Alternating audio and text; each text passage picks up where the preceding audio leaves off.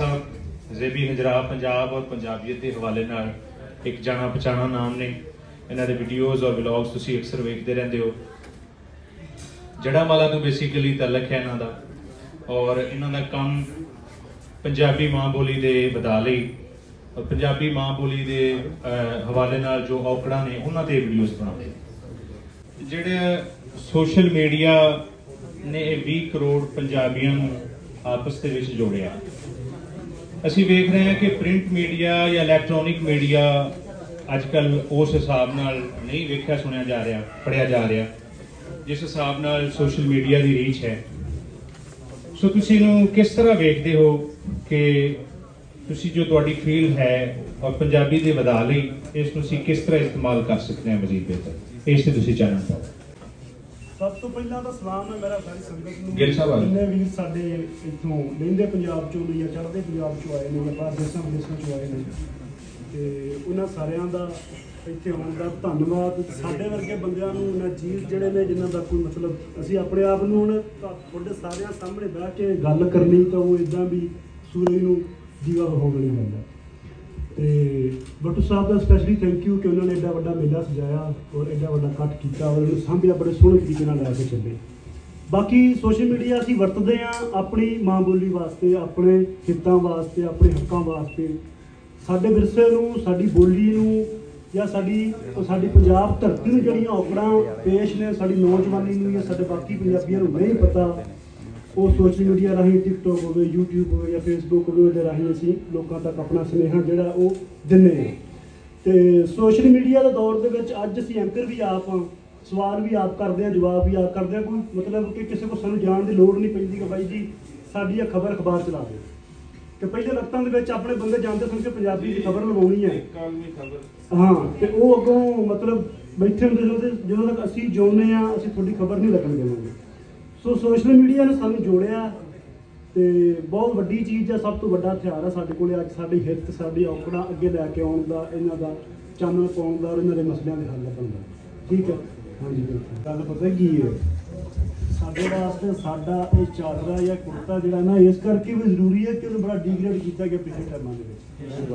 जिन्हें पाया हुंदा सी ओह पेंडू है, ओह जाहल है, ओह जड है, ठीक है, अनपढ़। महाराज तुहानू वेख के 2 चादरे मैं सवाए ने हुण। हाँ जी, लेके जाने ते आस्ट्रेलिया दी बीचां ते पावांगे ते फोटोआं करांगे तुहानू।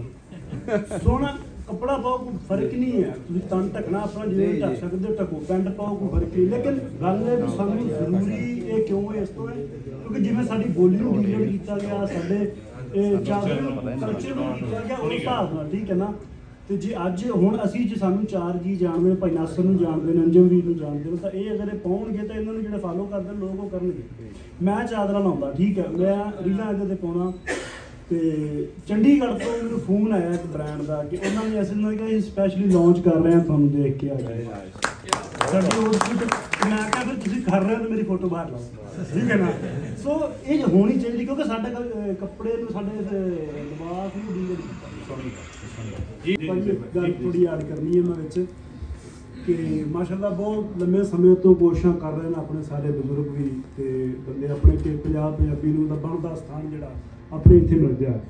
लेकिन मैनू जाती तौर पर शायद तुसीं गुस्सा नहीं करो कि नौजवानी पिछे है, जिहड़ी है ना नौजवानी नूं स्पेस देनी चाहिए या नौजवानी अगे आनी चाहिए क्योंकि कभी कोई भी युग पलटिया तो जवाना ने पलटिया। भाई नासर कहिए कि आप ऑनलाइन क्लासां करिए या कुछ करिए, तो मैं कहना कि आप पहला नौजवानी नूं अटैच करिए, उन्होंने लैके आइए कि जिवें हुण लाहौर च बैठा बंदा उन्होंने यह नहीं पता कि पोटोहार खित्ता पोटोहार जिहड़ा साडा पटवारी लै जाओ तो की हो रहा, तो उन्होंने ये नहीं पता कि इधर लैलपुर दे विच की हो रहा जटगिरा च, क्योंकि देखो ना लहजे नूं ज़बानां बना के धरती नूं वंडिया जा रहा।